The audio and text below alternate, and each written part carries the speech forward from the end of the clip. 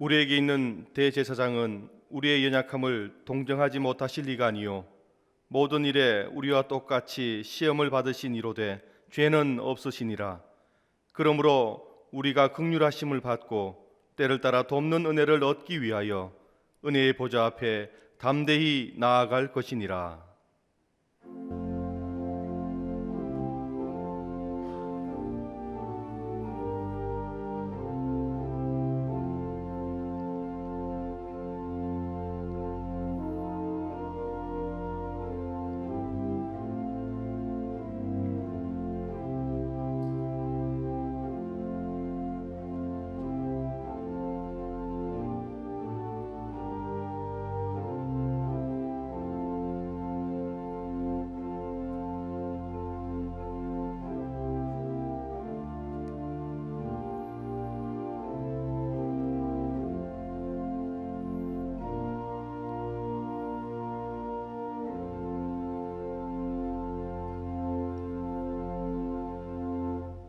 인류의 죄를 대속하시기 위하여 십자가를 지신 주님, 사순절 첫 번째 주일에 저희들이 겸손한 마음으로 성전에 모였습니다. 주님의 보혈이 흐르고 있는 제단 앞에 엎드려 하나님께서 우리에게 값없이 베풀어 주신 구원의 은혜를 묵상합니다. 그 사랑에 감격하여 진심으로 감사와 찬송과 영광을 성삼위 하나님께 올려드립니다. 지금 이 시간 가정과 모든 처소에서 함께 드리는 이 예배를 축복하시고 예배하는 저희들의 마음을 감화하셔서 독생자를 보내신 성부 하나님의 사랑을 깨달으며 십자가를 지신 성자 예수님의 사랑을 깊이 체험하는 시간이 되게 하여 주옵소서. 예수님의 이름으로 기원하오며 이 시간에는 한 주간 동안 지은 우리의 죄와 허물을 회개하는 마음으로 침묵하며 하나님께 나아갑니다.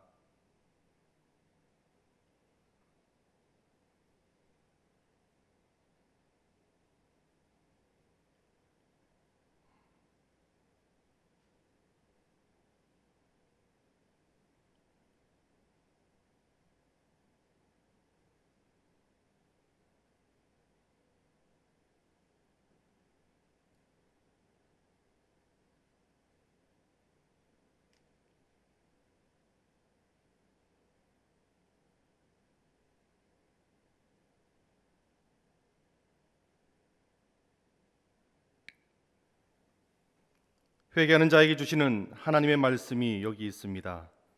구하옵나니 주의 인자의 광대하심을 따라 이 백성의 죄악을 사하시되 애굽에서부터 지금까지 이 백성을 사하신 것 같이 사하시옵소서. 여호와께서 이르시되 내가 내 말대로 사하노라. 아멘. 예배합니다. 찬양합니다. 주님 홀로 높임 받으소서.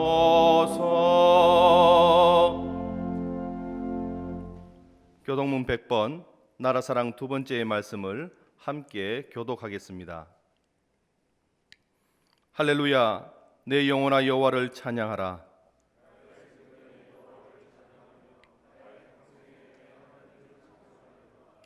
귀인들을 의지하지 말며 도울 힘이 없는 인생도 의지하지 말지니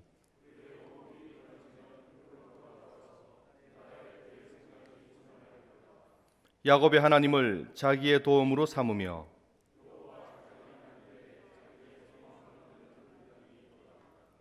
여호와는 천지와 바다와 그 중에 만물을 지으시며 영원히 진실함을 지키시며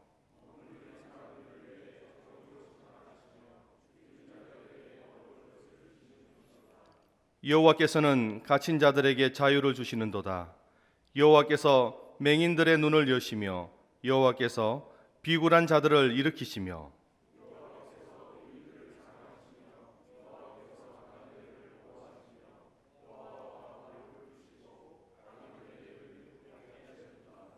사도신경으로 우리의 신앙을 함께 고백합니다.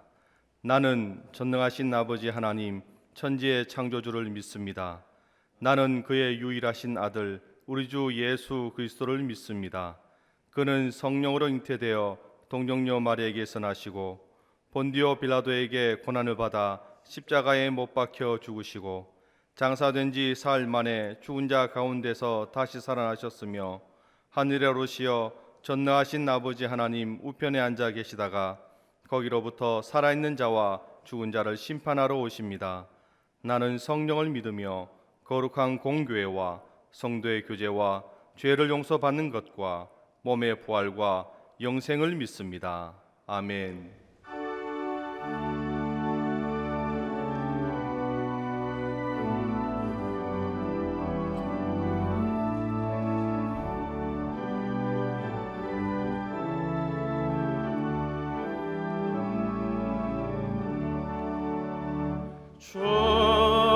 은혜를 받으려 모인 성도들 주 크신 뜻 깨달아옵소서. 내 고통의 멍에를 다 벗게 되니 날 구속하시니 찬양하리. 주 우리를 곁에서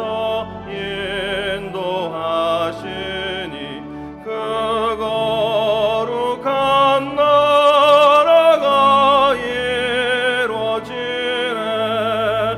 저 마귀와 싸워서 늘 승리하니 큰 영광 주께 돌려 찬양하리.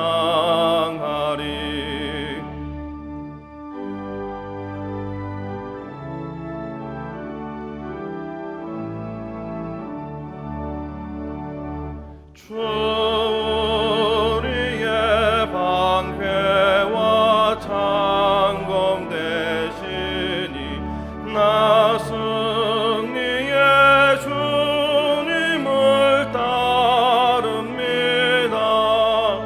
큰 환난을 당할 때 늘 도우시니 승전가 높이 불러 찬양하리. 아멘.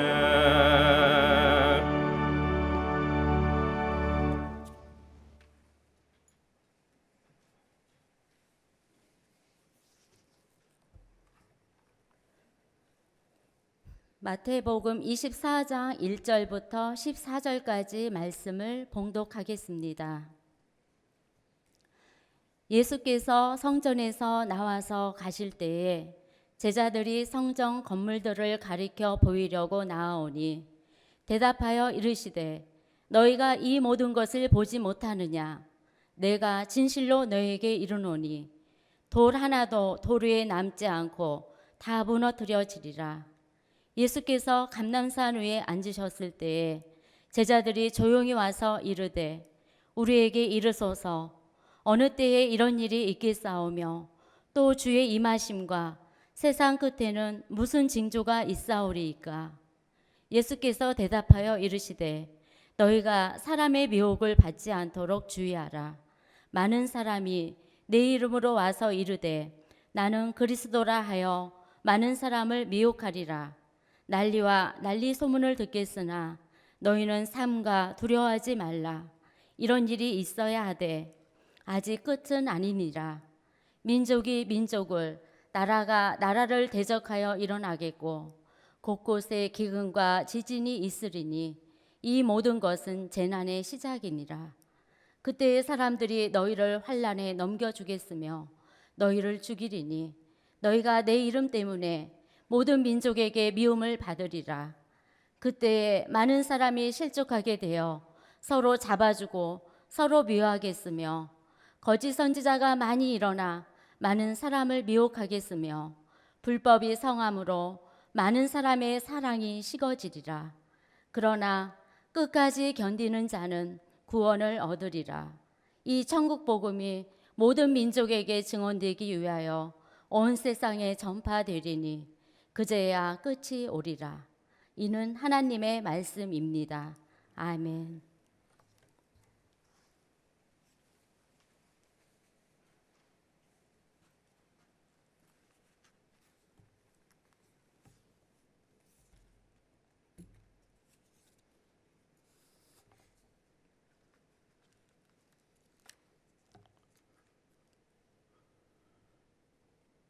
우리에게 항상 충만한 은혜로 채워주시는 주님, 저희를 향하신 주님의 인자하심과 넘치는 사랑에 감사를 주께 드립니다.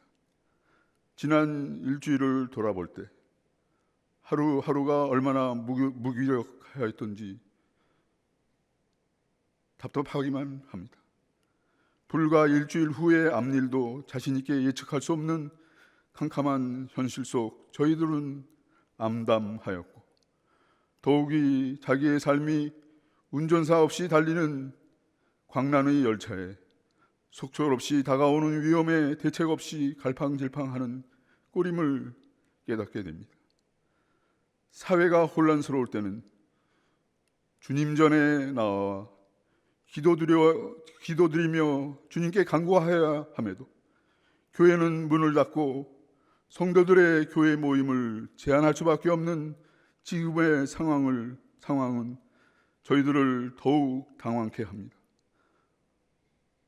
오늘 실시간 중계되는 예배와 이에 참여하는 연동의 교우들을 축복하시오. 주님의 전인 교회에서 예배를 드리지는 못하지만 각 곳에서 예배 드릴 때마다 더 많은 감격과 평안을 목사님의 말씀을 통하여 갖게 하시고 성령의 임재를 경험하게 하옵소서. 주님 위임 목사님께 영적 판단력과 말씀의 능력을 더하시어 오늘 주시는 말씀을 통하여 현재 우리에게 닥친 이 어려운 삶의 자리에서 어떻게 영적 삶을 살아가야 할지 깨닫게 하옵소서.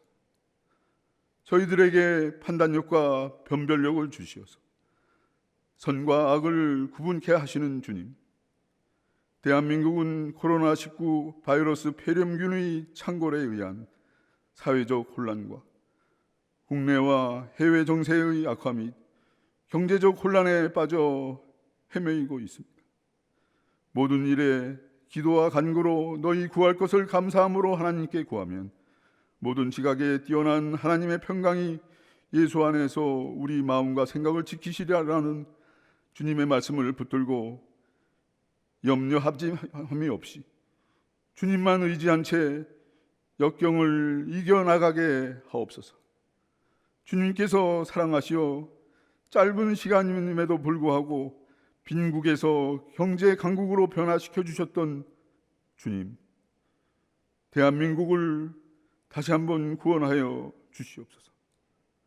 하나님의 심판을 그리고 주님의 정의를 두려워하며 동성애와 낙태를 반대하고 성경 말씀을 진심으로 존중하는 정당과 정치인들이 선거에 승리하도록 주님께서 역사하여 주옵소서.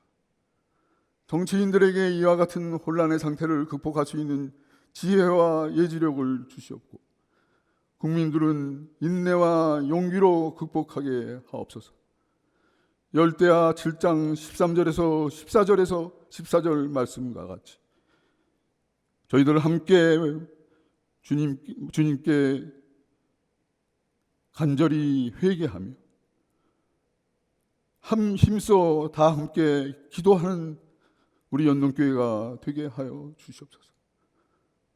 주일을 맞아 각자의 기도의 제목을 가지고 주님 간절히 기도하오니 하나님의 도우심을 바라며 올려드리는 저희들의 기도에 응답해 주소서. 이해되지 않는 고난과 해결되지 않는 문제에 둘러싸여 원망만 하던 저희들을 주님을 깨닫게 하옵시고 광야가 같이 메마른 삶에서 사람의 위로나 세상의 방법으로 목마름을 해결하고 주님을 제한하려 했던 저희들의 어리석음을 바로 잡아주시고 온전히 주님께 믿음으로 구하게 하시옵소서. 주님께 영광 돌리는 기일 찬양대 이해일 자매의 찬양을 받아주셨고, 어려운 때 교회를 위하여 봉사하는 숨은 손길들 주님 기억하시고 은혜 더하여 주시옵소서. 이 모든 말씀 어떠한 고난도 이길 수 있도록 구원의 길을 보여주시는 주 예수 그리스도의 이름으로 간절히 기도드립니다. 아멘.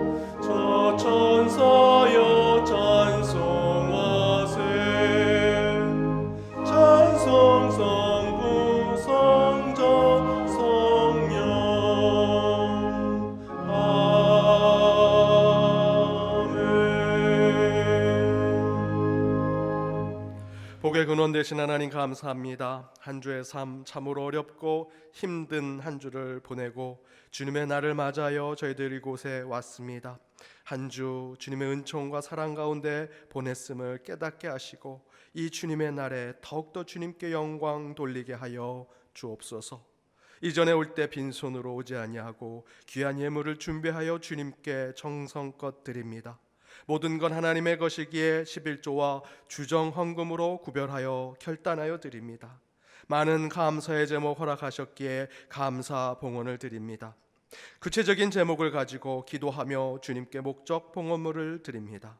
그 모든 것이 쓰여지는 곳에 하나님 나라가 세워지게 하여 주옵시며 은혜가 차고 넘치게 하여 주옵소서. 물질이 부족하여 드리지 못한 손길 위에도 동일한 은총을 허락하시며 그들을 위로하여 주옵소서. 오늘 예배를 통해 말씀 가운데 오신 주님을 만나게 하시며 찬양을 부를 때 치유를 허락하시고 기도할 때 주님의 음성을 듣는 이 예배의 시간이 되게 하여 주옵소서. 한 주 걱정과 근심을 가득 안고 주님의 전에 왔습니다. 모든 것 십자가 아래 대어 놓고 주님께서 허락하신 기쁨과 감사로 주님께 나가는 이 예배가 되게 하여 주옵소서. 이 모든 간구 예수님의 이름으로 봉헌 기도 드립니다. 아멘.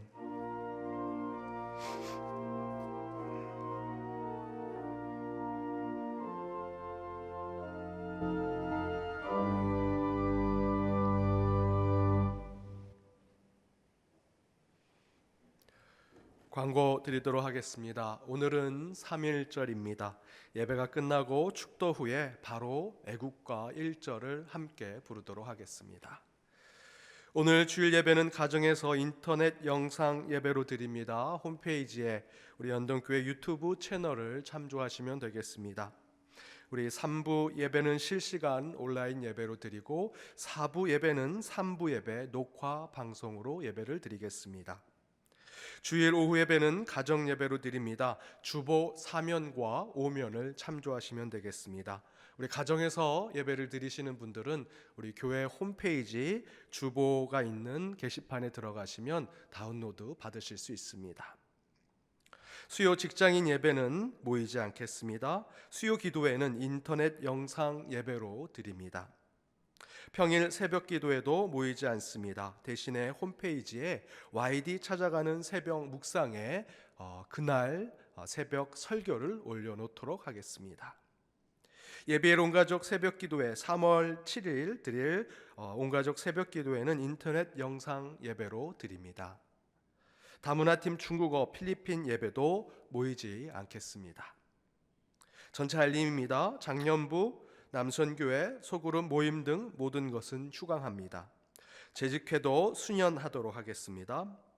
우리 교회는 교회 실내외 및 가나의 집 방역을 매주 2회 이상씩 자체로 실시하고 있습니다. 계속해서 교회가 위생적으로 잘 지켜질 수 있도록 함께 기도를 부탁드립니다. 결혼하는 이 있습니다. 최몽경 성도의 아들 최용석 군과 이준영 성도 김수정 집사님의 딸 된 이지은 양이 7일 오후 1시 본 교회당에서 예배를 드립니다.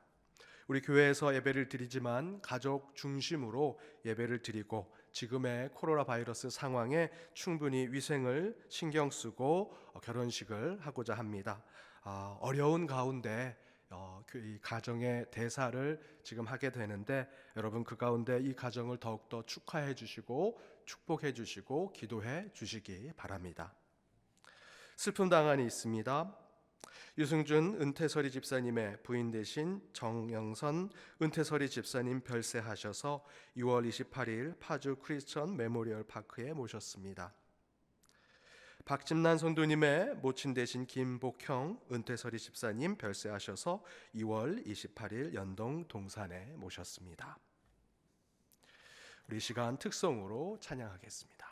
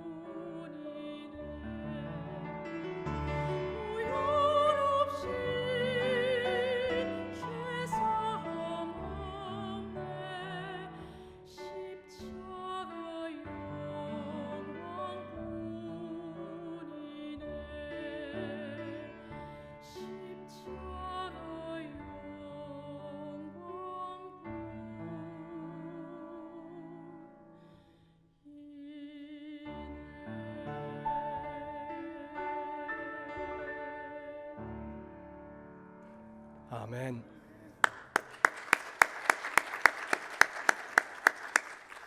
귀한 찬양 감사드립니다. 우리 교회는 코로나19 바이러스가 전국적으로 확산되는 상황 속에서 우리 성도들의 건강과 지역사회 안전을 위해 오늘 3월 1일 주일부터 모든 예배는 온라인 실시간 또는 영상 예배로 드리고 교회 모든 시설의 출입을 통제하고 또한 제한하고자 합니다. 약할 때 강함 되신 하나님만을 의지하여 지금의 이 사태가 빨리 호전되어 곧 우리 모든 성도들이 이 처소에 함께 모여 예배 드릴 수 있도록 기도를 부탁드립니다. 더불어 코로나19 바이러스의 확산으로 고통을 겪고 있는 대구 지역의 시민들에게 심심한 위로를 전하며 또 전국 곳곳에서 바이러스 확진으로 격리되고 또 투병하시는 분들께 빠른 쾌유가 있기를 바랍니다. 또한 환자들을 돌보고 치료하는 모든 의료진들과 질병관리센터에 있는 공무원분들이 피곤치 않고 건강을 지켜가며 맡겨진 일을 잘 감당하시라는 위로와 격려를 우리 연동교회 모든 성도들을 대신해서 전합니다. 그리고 우리 모든 연동교회 성도님들도 이 힘든 시기에 더욱더 힘내시고 또한 신앙을 잃지 마시고 건강을 유의하시기 바랍니다. 우리 인사하기는 좀 어렵지만 멀리 있어도 이렇게 함께 인사했으면 좋겠습니다. 각 가정에서도 우리 옆에 있는 함께 예배드리는 분들과 또 자녀들에게 이렇게 인사했으면 좋겠습니다. 힘냅시다. 힘내자. 우리 힘냅시다. 힘내자.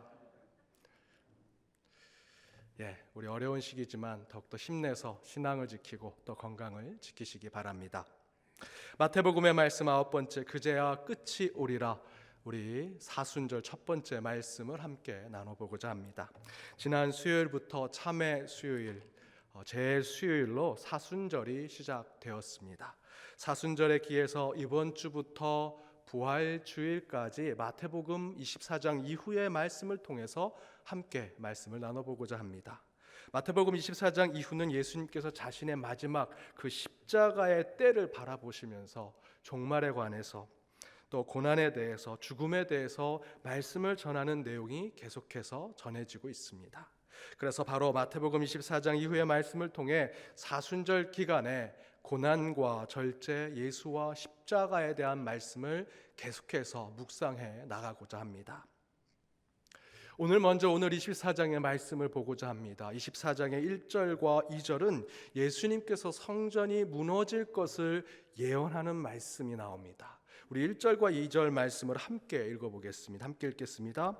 예수께서 성전에서 나와서 가실 때에 제자들이 성전 건물들을 가르쳐 보이려고 나아오니 대답하여 이르시되 너희가 이 모든 것을 보지 못하느냐? 내가 진실로 너희에게 이르노니 돌 하나도 돌 위에 남지 않고 다 무너뜨려지리라. 1절과 2절에서 예수님께서는 곧 성전이 무너져 돌이 하나도 남지 않도록 무너뜨리시겠다라고 말씀하고 계십니다. 사실 이 말씀은 지금 우리가 이렇게 온라인으로 각자의 처소에서 각 가정에서 또 각각 있는 그 장소에서 예배를 드리는 이 상황에 매우 중요한 메시지를 우리에게 주고 있습니다. 우리는 그리스도가 성전 그 자체라고 굳건히 믿고 살아가는 그리스도인들입니다. 그래서 우리는 반드시 주님의 몸된 이 교회, 주님의 몸된 이 교회 이 처소 안에 모여서 함께 예배를 드려야 한다라고 생각하지요. 실제로 요한복음 2장 21절을 보면 그러나 예수는 성전된 자기 육체를 가리켜 말씀하신 것이라 라고 하셨던 이 증거처럼 성전은 곧 예수요, 예수가 곧 성전이라고 우리는 알고 있습니다. 그러나 오늘 본문 1절 앞부분에 굉장히 중요한 표현이 나옵니다.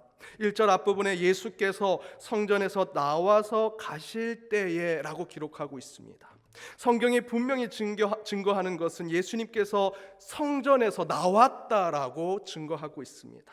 성전 안이 아니라 성전 밖으로 나가셨다라고 증거하는 것이 굉장히 중요합니다.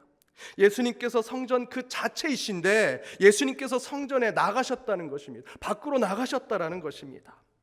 성전과 거리를 두는 것입니다. 성전과 간격을 두는 것입니다. 그러나 말이 안 되지요. 예수님이 성전 그 자체이신데 어떻게 예수님께서 성전을 떠날 수 있겠는가? 어떻게 성전과 거리를 둘 수 있겠는가? 하지만 우리가 이게 성경의 말씀으로 그 상황을 그대로 받아들여야 한다면 우리는 둘 중에 하나를 선택해야 합니다. 성전에서 나오신 예수 그리스도, 성전을 떠나신 예수님을 선택할 것인지, 값비싸고 고귀한 대리석과 돌로 세워진 예루살렘 성전 그 건물을 선택할 것인지. 그러나 우리의 선택 이전에 예수님께서 이미 이렇게 말씀하셨습니다. 2절 뒷부분입니다. 내가 진실로 진실로 너희에게 이르노니 성전에 돌 하나도 돌 위에 남지 않게 다 무너뜨려지리라. 심각하게 고민하면서 선택할 필요가 없습니다. 우리는 예수님을 선택하면 됩니다. 예수님께서 무엇이라 말씀하십니까? 성전에 돌 하나도 남지 않고 다 무너뜨리겠다. 우리가 그렇게 고귀하고 신성하게 여겼던 그 성전에 예수님 자신이 계시지 않는다면 그 성전은 돌 하나도 남지 않고 무너지는 성전 건물이 될 것이라고 예수님께서 증거하십니다. 여러분, 성전의 건물이 중요합니까? 성전, 그 성전이 말 그대로 성전이 되게 만드는 성삼위 하나님 예수 그리스도가 그곳에 있는 것이 중요합니까? 제가 전에 학교 강단에서 예배를 드렸던 교회가 그 강당을 보수공사하게 되어서 더 이상 강당에서 예배를 드릴 수 없게 되었습니다. 그래서 어디로 가서 예배를 드려야 하나 고민하는 가운데 한겨울이지만 그 학교의 운동장에서 그냥 의자를 펴놓고 예배를 드리자라고 결정을 했습니다. 처음에는 어떻게 그런 곳에서 예배를 드릴 수 있냐고 불평하고 문제를 제기하기도 했지만 점점 그 운동장에서 그 추운 날 예배를 드리면서 오히려 성도들은 예배의 본질에 대해서 고민하기 시작했습니다. 예배에 더욱더 집중하게 되더라라는 것입니다. 그때 운동장에서 주일 예배를 드리는 성도들은 그들이 고민했던 예배의 본질에 대해서 생각합니다. 여러분, 그 예배의 본질이 무엇일까요? 우리가 예배를 드릴 때 그 강당에서만 예배를 드리면 그곳에만 하나님이 임재하실까? 저 화려하고 멋있는 교회 건물을 세운 대형 교회에서만 예배 드릴 때 그곳에만 하나님이 계실까? 영하 10도가 떨어져 벌벌 떨며 불길 같은 주성령의 찬양을 부르는 이곳에는 예배 드린다면 이곳에서 하나님은 임재하지 않는 것일까? 그런 치열한 고민 가운데 대부분의 성도들은 매우 심플한 곳에서 답을 찾았다고 합니다. 마태복음 18장 20절입니다. 함께 읽겠습니다. 두세 사람이 내 이름으로 모인 곳에는 나도 그들 중에 있느니라. 여러분, 이 말씀이 다른 곳에만 적용됩니까? 수련회 가서 기도 모임 하는 곳에, 구역 모임 하는 곳에만 이 말씀이 적용되는 것입니까? 아닙니다. 지금 드리는 이 예배에도 동일하게 적용되는 것입니다. 여러분, 아프리카 오지에 선교사님과 그 부족마을 몇 사람이 함께 예배드리는, 피아노도 없고 악기도 없고 말씀도 쪽복음을 들으면서 함께 예배드리는 그 예배는 가짜 예배입니까? 하나님이 임재하지 않는 예배입니까? 아닙니다. 그곳에서도 동일하게 하나님은 임재하십니다. 물론 화려한 세련된 예배 처소에도 예배를 드릴 때 하나님이 임재하시죠. 오늘 이 마태복음의 말씀대로 두세 사람이 모인 곳에 하나님은 함께 하신다 하셨습니다. 어떤 예배의 모양이라도 하나님은 그곳에 계신다. 지금 각각의 처소에 TV와 컴퓨터 앞에 수많은 우리 연동의 예배자들이 앉아 있으리라 생각합니다. 우리는 지금 물리적으로 육신적으로 서로 멀리 떨어져 있지만 예수님의 이름으로 함께 예배를 드리고 있다면 분명히 성삼위 하나님께서 이 예배 가운데 함께 계시리라 저는 믿습니다. 저는 개인적으로 온라인 예배를 선호하지 않습니다. 자주 뵐 수 없는 우리 연동교회 성도님들 주일이라도 뵙고 악수라도 한번 하고 한마디 인사라도 나눌 수 있는 것이 목회자 저에게는 유일한 기쁨입니다. 할 수 있다면 모이는 예배를 하고 싶습니다. 더 많이 모였으면 좋겠습니다.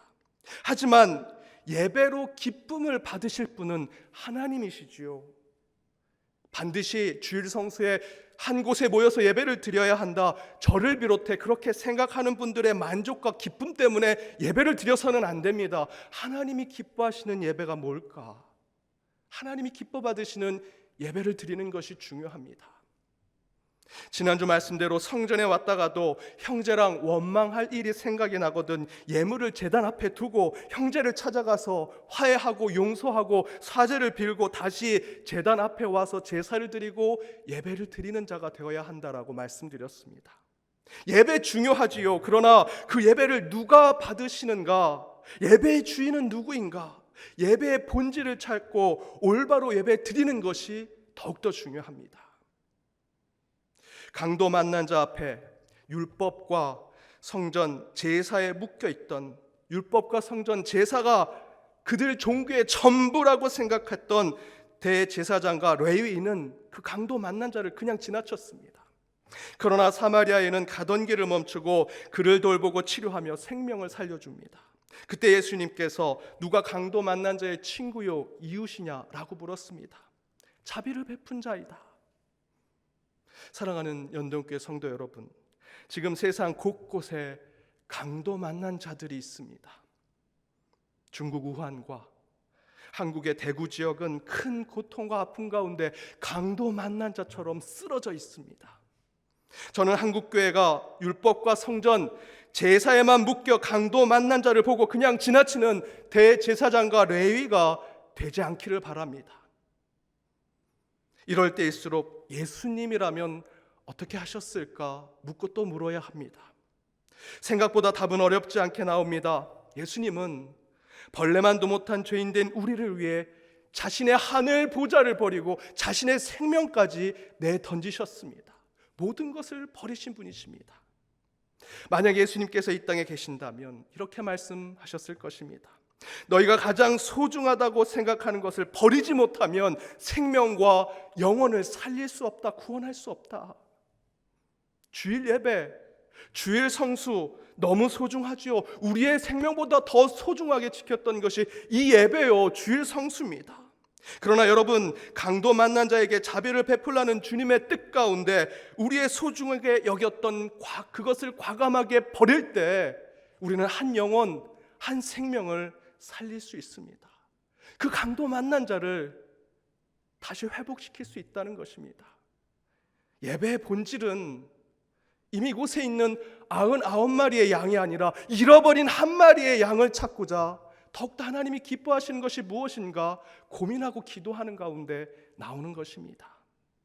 물론 대신에 예배를 집례하는 목회자들과 교회 지도자들은 이 온라인 예배를 통해 예배의 모양이 변하더라도 그 정신과 그 뜻만큼은 절대로 훼손되지 않도록 최선을 다해 준비하고 경건하게 나아가야 합니다. 코로나 바이러스의 문제가 해결되면 다시는 이런 예배 드리지 않을 겁니다. 이런 예배를 일부러라도 드리지 않을 겁니다. 그러나 이렇게 온라인으로 예배를 드리는 것을 감사하는 분들도 계십니다. 병상에 계신 부모님께 매번 주보 딸랑 갖다 주고 엄마 이 TV로 예배 드리면 돼 하고 본인만 예배를 드리러 교회 왔었는데 그래도 이렇게 온라인으로 예배를 드리니까 그 부모님과 병상에서 손을 잡고 함께 예배를 드리게 되어서 참으로 기쁘다고 조용하게 감사를 전한 분도 계십니다.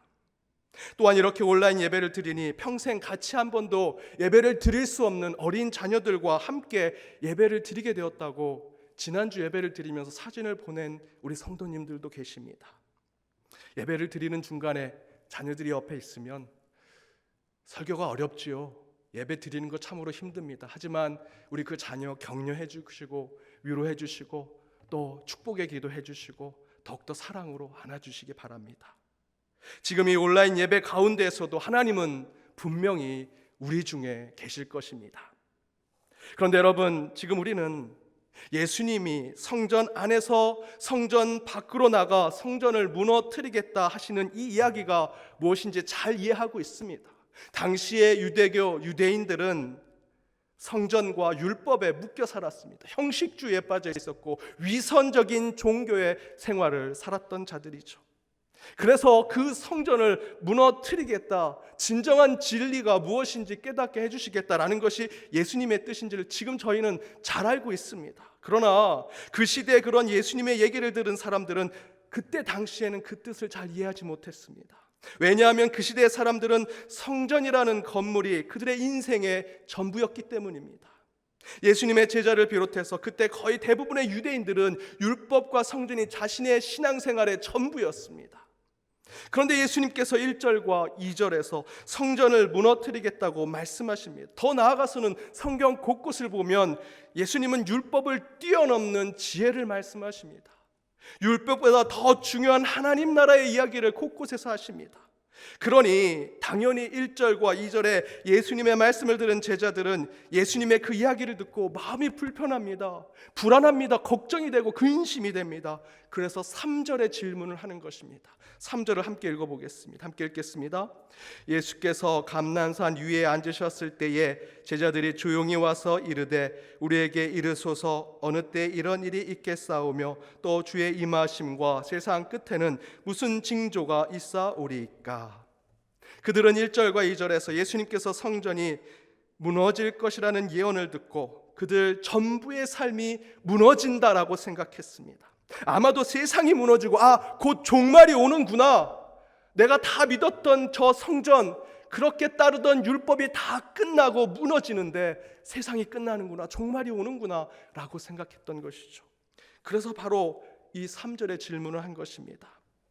그런데 아니나 다를까 예수님은 4절에서 12절에 그런 종말의 때에 무시무시한 일들이 일어날 것을 말씀해 주십니다. 5절에 적그리스도의 등장을 예언하십니다. 6절에 곳곳에 난리가 난다는 소문을 듣게 될 것이다. 7절에 민족과 민족, 나라와 나라가 전쟁을 일으키고 기근과 지진이 곧 자연재해가 일어날 것을 예언해 주십니다. 8절에 보니 그러나 그것은 재난의 시작일 뿐이라고 증거하시면서 9절과 10절에서 그런 재난 이후에 사람들이 환난 가운데 사람들을 서로 잡고 죽이며 혐오하고 미워하는 일들이 생기고 11절과 12절에 거짓 선지자가 사람을 미혹하고 불법이 성행하며 사랑이 식어간다라고 말씀하고 계십니다. 여러분 잘 들어보니 지금 우리가 겪고 있는 것입니다. 그렇죠? 이번 코로나19 바이러스로 온 세상이 난리가 났습니다. 이런 상황에 우리 기독교와 우리의 신앙이 비난의 대상이 되었습니다. 민족과 민족, 나라와 나라가 서로 신뢰하지 않고 불편한 관계가 계속되고 있습니다. 서로 혐오하고 미워하고 사람을 가두고 의심하고 불안하게 만들고 있습니다. 이미 아시는 것처럼 이 난리통에 거짓 선지자는 더 큰 난리를 만들어내고 있습니다. 불법이 성행하지요. 마스크 하나 사는 것도 힘듭니다. 작년에 400원 하던 마스크가 4,000원, 8,000원, 만원 하고 있습니다. 사랑도 점점 식어가고 있습니다. 그런데 여러분, 곧 종말이 올 것 같은 이런 난리와 소동은 오늘만 있는 것이 아니라 과거에도 수없이 있었습니다. 14세기 유럽의 흑사병으로 유럽 인구의 3분의 1이 죽었습니다. 전 세계 인구가 1억 명이 줄었다고 역사학자들은 이야기합니다. 그때 교회는 이 병이 하나님의 분노에 의해서 일어난 것이라고 얘기하면서 이 병이 걸린 사람들은 저주에 받은 것이다. 또한 이 병과 상관없는 유대인과 이교도들을 혐오하고 저주하는데 기독교의 교리와 신앙을 이용하기도 했었습니다. 또한 세계 1차, 2차 세계대전을 통해 우리나라의 인구보다도 더 많은 사람들이 유럽 땅에서 죽어갔습니다. 유럽은 초토화가 됐습니다. 인간의 윤리와 도덕은 순식간에 말살되었습니다. 더 중요한 것은 이 전쟁이 세상을 유토피아, 천국을 만들기 위한 종말의 때에 하나님의 전쟁, 거룩한 전쟁이라고 외쳤던 독일 국가교회 때문에 세상은 이제 곧 종말이 올 것이라고 생각하게 되었습니다. 교회와 기독교는 더욱더 불신과 비난을 받게 되었다라는 것입니다. 지금도 유럽은 기독교가 점점점 쇠퇴하고 있습니다. 여러분, 자연재해가 일어날 때마다 쓰나미가 몰려오고 산불이 곳곳에서 나고 지진과 홍수가 달 때마다 각 교회의 많은 목사님들은 종말에 대해서 설교하면서 이제 곧 때가 온다라고 설교합니다. 이미 세상은 4절에서 12절에 나오는 종말의 때와 같은 난리와 전쟁과 자연재해를 수없이 경험해 왔습니다. 쓰나미가 몰려올 때에도 지진으로 곳곳에 어려움을 겪을 때에도, 거짓 선지자가 수백만의 사람들을 현혹할 때에도 일부 교회, 일부 성도들은 3절의 제자들처럼 이제 곧 종말이 올 것이라 불안해하고 두려워하고 종교적인 공포심에 빠져 살게 되었었습니다. 그런데 그런 모습이 역사를 주관하시는 하나님이 우리에게 원하는 모습일까요? 정말 4절에서 12절에 나오는 종말의 때가 우리 눈앞에 보이면 무서워하고 두려워하여 더 움츠리고 더 숨고 상식과 양심에서 벗어난 말과 행동을 하면서 건강한 신앙, 건강한 믿음과는 거리가 먼 모습으로 잘못된 종말 사상에 빠져 사는 것이 정말 하나님이 원하는 그리스도인의 모습일까요? 오늘 본문은 전혀 그렇지 않음을 예수님께서 직접 말씀하고 계십니다. 예수님이 이렇게 말씀하십니다. 14절 말씀입니다. 함께 읽어보겠습니다. 이 천국 복음이 모든 민족에게 증언되기 위하여 온 세상에 전파되리니 그제야 끝이 오리라. 이 천국 복음이 모든 민족에게 증언되기 위하여 온 세상에 전파되리니 그땐 끝이 오게 될 것이다. 언제 끝이 온다고 얘기합니까? 천국 복음이 온 세상에 전파될 때 그제야 끝이 온다라고 증거하십니다. 지진이 나서 수많은 사람들이 죽었다는 소문이 들릴 때 종말이 오는 것이 아닙니다. 홍수와 쓰나미로 많은 마을들이 사라지고 사람들이 죽어간다는 난리가 날 때 끝이 오는 것이 아닙니다. 거짓 선지자와 적그리스도가 판을 치고 수많은 사람들이 현혹되었다는 이야기가 들었을 때 주님의 때가 오는 것이 아닙니다. 지금처럼 전염병이 곳곳에 퍼져서 난리와 소문이 날 때 종말이 오는 것이 아니라는 것입니다. 그런 것 때문에 종말이 오는 것이 아니라 천국 복음이 온 세상에 전파될 때 마지막 때가 올 것이다. 그제야 주님이 오시고 하나님 나라가 임재할 것이다 라고 예수님이 말씀하고 계십니다. 그럼 바로 그 천국 복음은 도대체 무엇일까? 특별히 온 세상이 지진과 홍수, 전염병으로 난리가 나고 적그리스도와 거짓 선지자로 현혹되고 거짓에 물드는 시대에 우리가 붙잡아야 할 복음은 무엇일까? 바로 오늘 본문 14절 앞절에서 예수님은 이렇게 말씀하십니다. 우리 13절 말씀을 함께 읽겠습니다. 그러나 끝까지 견디는 자는 구원을 얻으리라.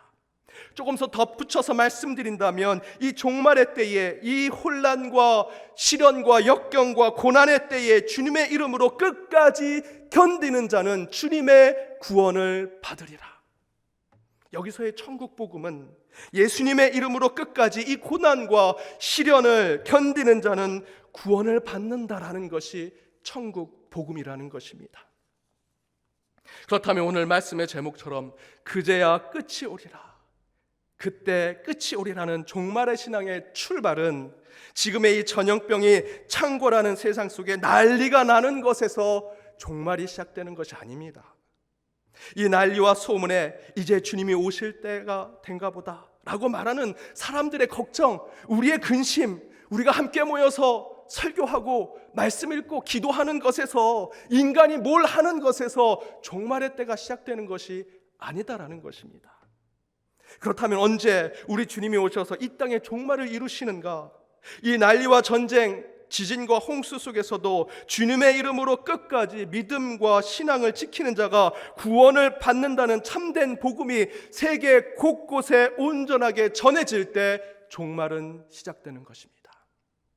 그렇다면 우리가 걱정해야 할 것은 지금 이 전염병이 아닙니다.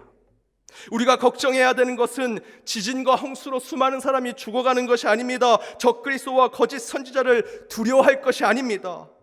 주님의 이름으로 끝까지 인내하고 참아내면 구원을 받는다는 그 복음이 많은 사람들에게 전해지지 못하는 것에 우리는 두려워해야 합니다. 걱정해야 합니다. 사형 선고를 받은 소크라테스가 감옥에서 형이 집행되기를 기다리고 있는데 어느 날 함께 갇혀있던 시를 짓는 데 대가였던 스테시코로스에게 다가가서 이렇게 얘기합니다. 스테시코로스, 나에게 서정시를 짓는 방법을 가르쳐 주십시오. 그러자 스테시코로스가 이렇게 얘기합니다. 아니, 당신은 언제 죽을지도 모르는데 시를 지을 방법을 배워서 뭐 하려고 하십니까? 그러자 소크라테스가 얘기합니다. 죽기 전에 하나라도 더 배우고 싶기 때문입니다. 죽기 전에 하나라도 더 배우고 싶습니다. 사랑하는 여러분, 지금의 이 전염병 때문에 두려워서 종말을, 죽음을 늘 바라보고 계십니까? 지진과 화산, 홍수와 황사, 환경오염과 기후변화 등등의 종말의 시대의 현상들에 두려워서 공포심에 빠져 매번 잘못된 종말의 신앙 가운데, 여러분 그 신앙 가운데 살아가시겠습니까? 소크라테스처럼 죽기 전에 하나라도 더 배우고 싶다는 그의 말이 지금 우리 시대의 믿는 자들에게 필요한 덕목이라 생각합니다. 종말이 오더라도 우리 믿는 자들은 해야 할 일을 해야 합니다. 마지막 명령대로, 주님이 마지막 우리에게 명령하신 대로 복음을 세상 끝날까지, 세상 끝까지 전하는 것, 바로 그때 그제서야 끝이 오리라는 주님의 말씀을 지키는 것이 이 우리의 종말의 시작입니다. 다윗이 반지 하나를 만들고자 세공인에게 큰 승리에도 겸손하고 큰 절망에도 용기를 얻을 수 있는 한 글귀를 그 반지에 새겨달라고 얘기합니다. 그랬더니 그 세공인이 이런 글귀를 새겼습니다. 이것 또한 지나가리라. 여러분, 힘드시죠? 많이 괴로우시죠? 아무것도 안 했는데, 그냥 밖에 못 나가서 집안에서 가족들과 함께 일주일을 지냈는데도, 내 가족인데도 때로는 불평이 나오고 화가 나오고 이유 없이 예민해지고 너무나 괴롭고 힘든 날이 계속되고 있습니다. 그러나 여러분, 이것 또한 지나가게 될 것입니다. 진짜 하나님의 마지막 때는 전염병이 창궐할 때, 지진과 홍수로 수많은 사람들의 생명이 죽어갈 때 오는 것이 아닙니다. 그 반대로 그런 시련과 역경, 고난과 아픔을 주님의 이름으로 다 이겨낼 때 참된 구원이 있을 것이고, 그 복음이 세계 곳곳에 감사로 전해질 때 주님의 임재가 이루어지게 될 것입니다. 그때까지는 어떤 시련과 어려움, 고난과 아픔이 올지라도 여러분, 이것 또한 지나가리라는 마음으로 지금의 이 상황을 믿음으로 이겨내는 우리 연동의 모든 가족이 되시길 주님의 이름으로 축복합니다. 함께 기도하시겠습니다. 역사의 주관자 되신 하나님, 오늘 이 처소와 각 가정에서 여러 모양으로 예배의 주인 되신 하나님 앞에 예배를 드립니다. 어느 모양 어느 장소이든 이 예배 가운데 임하시는 성삼위 하나님의 은혜를 경험하게 하여 주옵소서. 지금의 말씀대로 이 시련과 아픔 속에서 이것 또한 지나가리라 라는 마음으로 복음과 사랑을 통해 참된 종말을 소망하고 기대하는 저희들이 되게 하여 주옵소서. 코로나 바이러스로 불안과 걱정 속에 살고 있는 주의 모든 백성들을 주님께서 지켜주시고 그들의 상한 마음도 위로하여 주옵시며, 더욱이 주의 처소에서 예배 드리지 못하는 이 안타까움을 받아주셔서 곧 함께 모여 기쁨으로 더욱 뜨겁게 예배 드릴 수 있도록 그때를 허락하여 주옵소서. 이 모든 간구 예수님의 이름으로 기도드립니다. 아멘.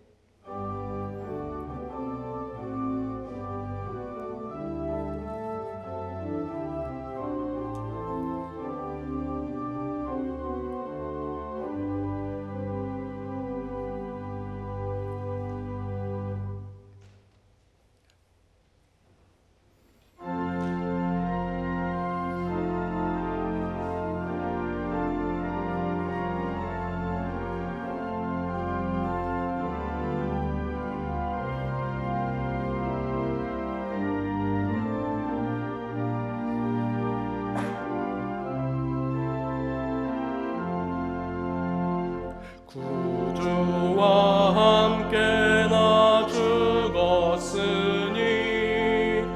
구주와 함께 나 살았도다.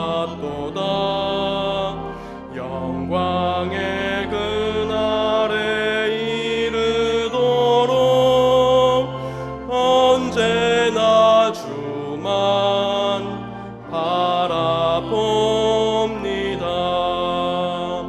언제나 주는 날 사랑하사 언제나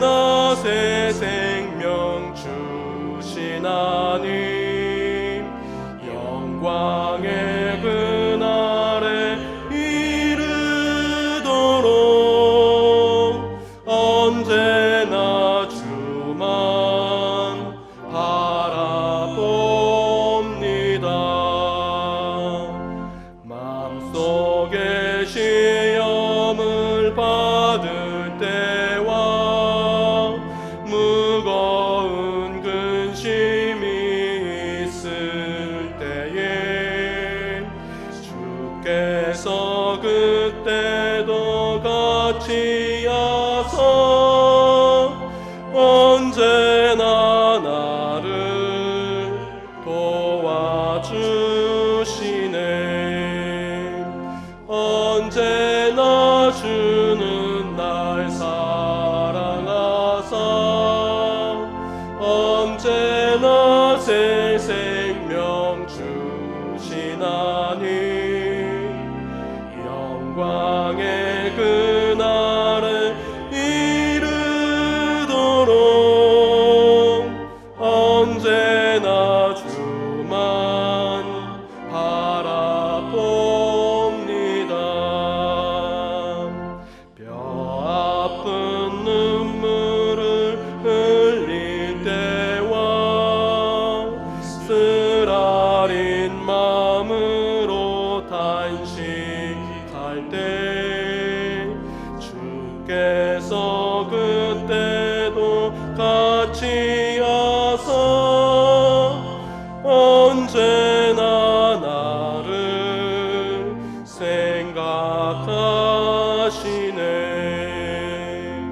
언제나 주는 날 사랑하사 언제나 새 생명 주시나니 영광의 그날에 이르도록 언제나 주만 바라봅니다.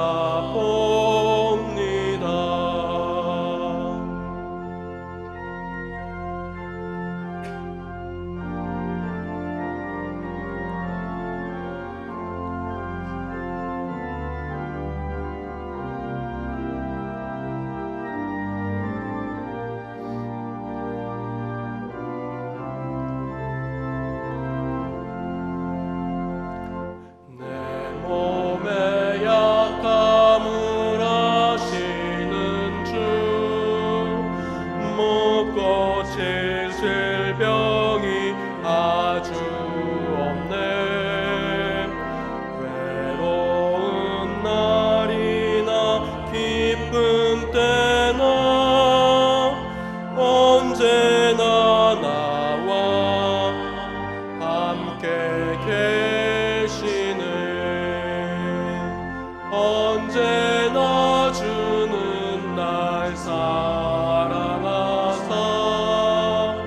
언제나 새 생명 주시나니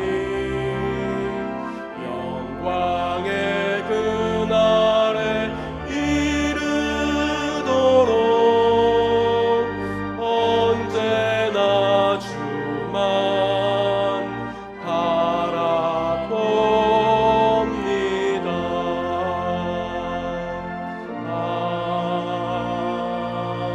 아멘.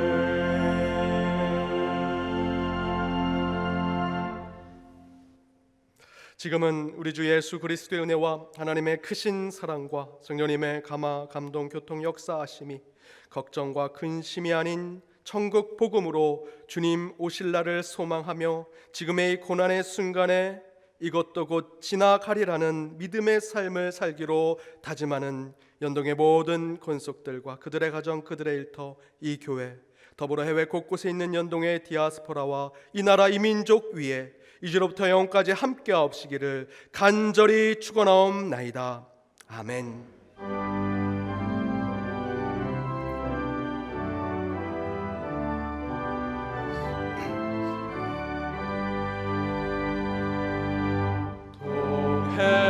해물과 백두산이 마르고 닳도록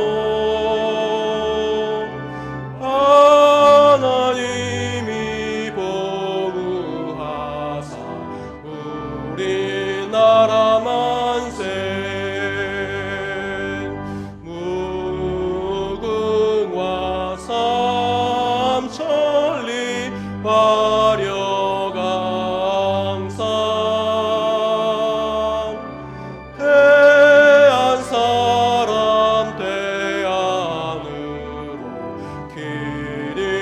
보좌